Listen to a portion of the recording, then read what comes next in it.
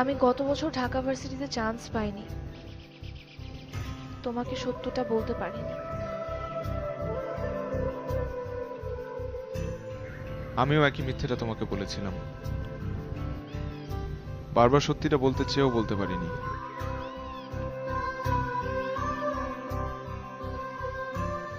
Fake ID খুলে তোমার সাথে চ্যাট করার জন্য আমি সরি।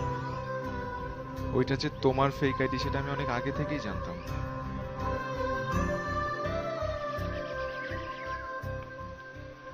সবই যখন জানতে কেন বলনি? কি বলিনি? ভালোবাসো কেন বলনি? বলতে চেয়েছি অনেকবার, অনেকভাবে, কিন্তু পারিনি।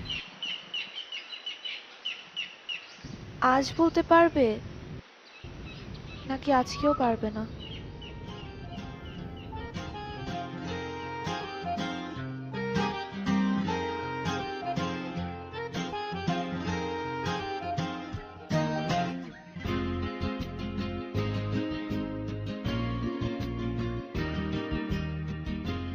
নীলান্তি, আমি তোমাকে অনেক ভালোবাসি, অনেক বেশি।